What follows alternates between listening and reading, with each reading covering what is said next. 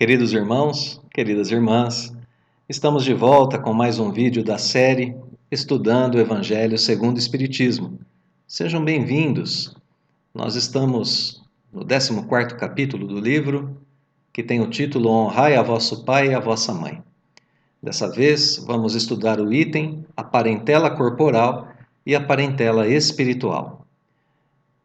Aqui nós teremos o subitem 8 do capítulo 14, composto por 4 parágrafos com as explicações de Kardec a respeito desses dois tipos diferentes de parentela, a parentela corporal e a parentela espiritual. Em resumo, portanto, nós diremos que o item ensina as diferenças entre a família espiritual e a família consanguínea. Esse ensinamento nos esclarece sobre as palavras de Jesus, ajudando-nos a compreendê-las, a colocá-las em acordo com sua doutrina de amor e também nos ajudando a praticá-las através da compreensão, da interiorização, da sedimentação em nós desses ensinamentos. A ideia de continuidade do Evangelho aqui é muito simples, não é? Anteriormente nós aprendemos a praticar a piedade filial, aprendemos também que as famílias consanguíneas não são as únicas que existem também as famílias espirituais. Agora, portanto, nós vamos aprender e aprofundar, né, as diferenças que existem entre a família espiritual e a família corporal. Essa é a ideia de continuidade. Esse conceito já foi apresentado no item anterior, quando Jesus perguntava quem é minha mãe e quem são meus irmãos. Então, as explicações de Kardec nos levaram a concluir que existem dois tipos de família, a família espiritual e a família corpórea. Agora nós vamos aprender as diferenças entre elas a partir aqui já do nosso primeiro parágrafo que nós vamos exibir agora. Subitem 8 do Evangelho segundo o Espiritismo. Parentela corporal e parentela espiritual. Os laços do sangue não criam forçosamente os liames entre os espíritos. O corpo procede do corpo, mas o espírito não procede do espírito, porquanto o espírito já existia antes da formação do corpo. Não é o pai quem cria o espírito de seu filho. Ele mais não faz do que lhe fornecer um invólucro corpóreo, cumprindo-lhe, no entanto, auxiliar o desenvolvimento intelectual e moral do filho, para fazê-lo progredir. Então, o que esse parágrafo está nos dizendo, né? Vamos retomar. Os laços de sangue não criam forçosamente os liames entre os espíritos. O que é um liame? Liame é um vínculo, uma ligação. Então, não é porque eu sou filho que eu tenho fortes laços com meus pais. Os pais, sabemos, aqui na Terra, cedem apenas o material genético para a formação de um novo corpo que o espírito virá habitar, que é o que está sendo chamado aqui de invólucro corpóreo. É isso que os pais oferecem aos filhos. Bom, apesar disso, é claro que existe, né, Perdão, vamos voltar aqui um pouquinho. É claro que existe o dever moral dos pais, né, que é auxiliar no desenvolvimento moral, espiritual, né, intelectual do seu filho. Seu filho, um espírito que já tem seu patrimônio espiritual de outras experiências e vidas e que agora virá compartilhar de um mesmo lar. É por isso que o espírito não procede do espírito. Não é o espírito do pai que cria o espírito de seu filho.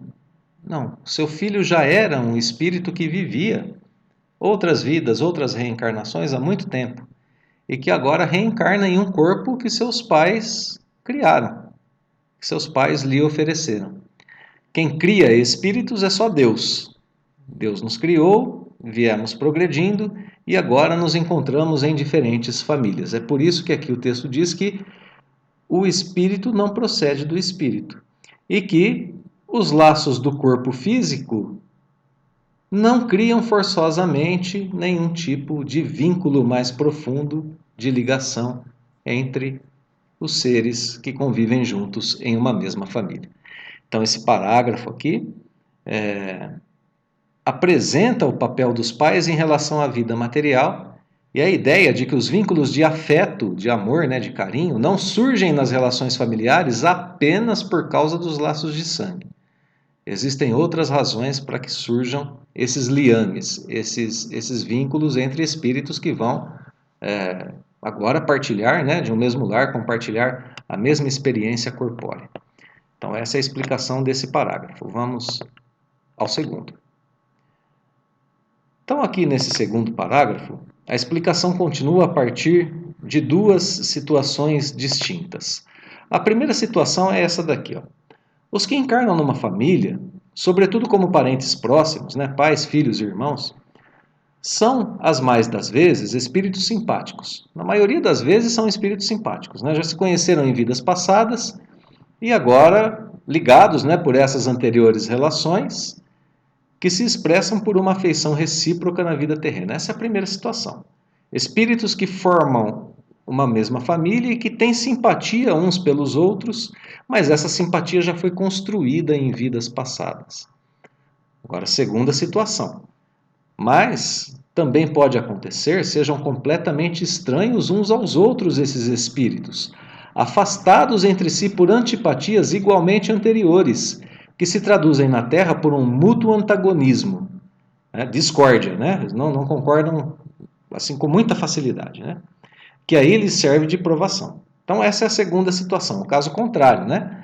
Criaram antipatias entre si nas vidas anteriores, agora não se suportam, estão afastados entre si, são antagonistas, discutem por qualquer coisa, não conseguem estabelecer diálogo, né?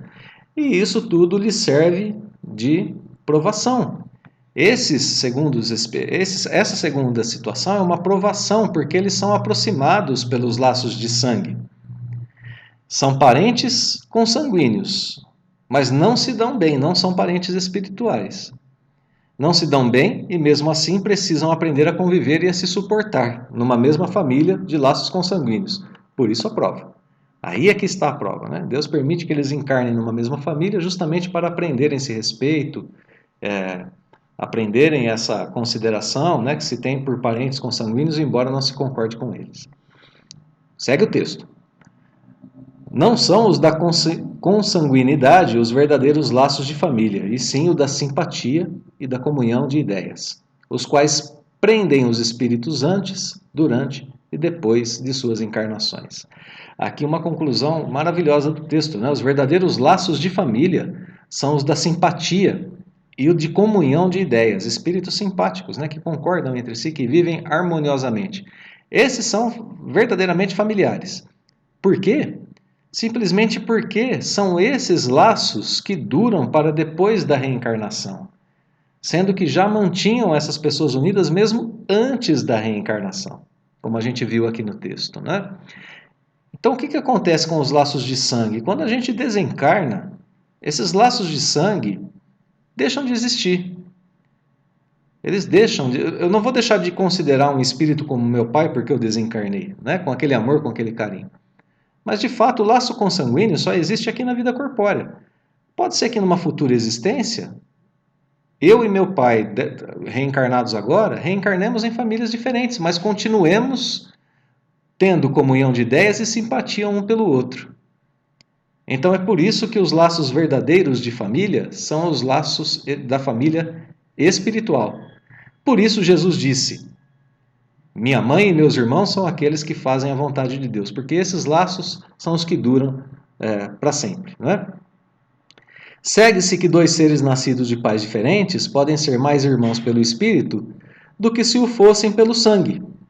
Podem então atrair-se, buscar-se, sentir prazer quando juntos, ao passo que dois irmãos consanguíneos podem repelir-se, conforme se observa todos os dias. Problema moral que só o Espiritismo podia resolver pela pluralidade das existências, ou pelas reencarnações, né? É assim que grandes amigos, por exemplo, se consideram mais irmãos do que seus verdadeiros irmãos ou parentes. Porque são simpáticos, já viveram juntos, têm comunhão de simpatia, de ideias, e se sentem mais próximos do que muitas vezes muitos parentes de sangue. Então esse parágrafo explica as dificuldades de relacionamento familiar e as famílias espirituais através do princípio da reencarnação. Vamos lá ao nosso parágrafo seguinte. Há, pois, duas espécies de família: as famílias pelos laços espirituais e as famílias pelos laços corporais. Duráveis, as primeiras, as famílias espirituais, né? se fortalecem pela purificação e se perpetuam no mundo dos espíritos, através das várias migrações da alma. As segundas, frágeis como a matéria, se extinguem com o tempo e muitas vezes se dissolvem moralmente, já na existência atual. Foi o que Jesus quis tornar, compreensível, dizendo de seus discípulos: aqui estão minha mãe e meus irmãos. Isso é, minha família pelos laços do Espírito. Pois todo aquele que faz a vontade de meu Pai que está nos céus é meu irmão, minha irmã e minha mãe. Então, esse parágrafo retoma a apresentação dos dois tipos de família. O fato da família espiritual ser mais durável a torna também mais importante, pois ela não depende de nada daquilo que é transitório aqui na Terra, nem do corpo, nem do sangue, nem do dinheiro, da posição social, de nada disso. A família espiritual permanece, ela é mais durável, por isso mais importante do que a família, a família corpórea, no sentido, obviamente, da vida espiritual. Nossa família corpórea aqui tem a sua importância na questão do nosso desenvolvimento, do nosso progresso, da nossa afinidade com o próximo, do desenvolvimento da caridade, do amor e assim por diante. Mas o que a gente deve sempre mirar como objetivo é a criação da família espiritual. Nesse sentido é que ela é mais importante. Isso também nos leva a pensar que quando nossa família consanguínea não é formada por espíritos com afinidade entre si, a nossa missão é romper com as dificuldades que esse tipo de família apresenta e começar a formar ali mesmo, nesse mesmo contexto, a família espiritual, através da tolerância, da caridade, da compreensão e do amor. Bem, Jesus queria ensinar o conceito de família espiritual, que sua família espiritual é formada por aqueles que fazem a vontade de Deus. Essas são as explicações que estão diretamente colocadas nesse parágrafo, que em resumo explica, né, as palavras de Jesus quando ele dizia aquela passagem, né, famosa aqui do item anterior, mudando a posição de sua mãe e de seus irmãos. Né? Minha irmã, meu irmão e minha mãe são aqueles que fazem a vontade de Deus. Então aqui a explicação de que Jesus se referia a esse tipo de família, a família espiritual. Vamos adiante, último parágrafo desse item. A hostilidade que lhe moviam seus irmãos se acha claramente expressa em a narração de São Marcos, que diz terem eles o propósito de se apoderarem do Mestre, sob o pretexto de que este perdera o espírito. Informado da chegada deles, conhecendo seus sentimentos que nutriam a seu respeito, era natural que Jesus dissesse, referindo-se a seus discípulos do ponto de vista espiritual: eis aqui meus verdadeiros irmãos. Embora na companhia daqueles estivesse sua mãe, ele generaliza o ensino que de maneira alguma implica haja pretendido declarar que sua mãe, segundo o corpo, nada lhe era como espírito, que só a indiferença lhe merecia. Provou suficientemente o contrário em várias outras circunstâncias.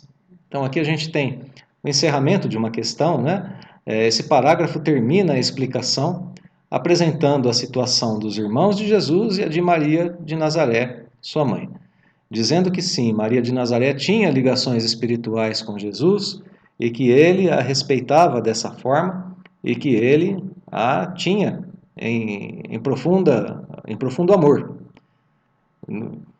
E a questão daquelas palavras de Jesus aconteceu por uma generalização do ensinamento que ele queria transmitir. Ele queria transmitir o ensinamento da família espiritual.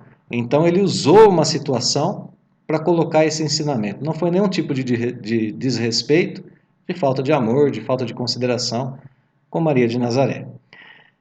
Esse último parágrafo, portanto, identifica relações simpáticas, família espiritual, e relações antipáticas, família material. Até mesmo na família de Jesus, aqui no caso. Mostrando que é possível haver as duas situações ao mesmo tempo numa mesma família. Espíritos simpáticos, de relações anteriores, em vidas anteriores, espíritos antipáticos, de relações e vidas anteriores, vivendo em uma mesma família corpórea. Portanto, a doutrina espírita guarda também o seu respeito por Jesus, por Maria de Nazaré, pelos apóstolos, cada um em seu devido contexto da nossa grande família humana, da grande família que é a humanidade. Concluindo esse nosso estudo, nós somos agora convidados a pensar, a raciocinar nas diferenças entre família corpórea e família espiritual, parentela corpórea, parentela espiritual, e fomos assim convidados a analisar o nosso próprio contexto familiar, identificar em nossa facilidade e em nossa dificuldade de relacionamento em nossos núcleos familiares a nossa própria tarefa, a nossa própria prova, a nossa própria missão. Nossa missão, em geral, é aproveitar o momento e fortalecer as nossas afinidades no amor e no respeito mútuo, além de vencer as relações difíceis através do perdão e da caridade. Comecemos agora a criação das nossas parentelas espirituais para que elas cresçam no futuro, para que nós tenhamos relações cada vez mais saudáveis nessa existência e nas próximas.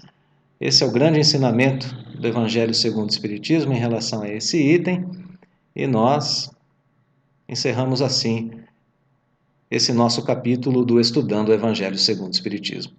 Como sempre, deixando os nossos votos de que Deus nos abençoe sempre em nossas tarefas, o nosso fraterno abraço e o convite para a sequência do estudo e da prática do Evangelho.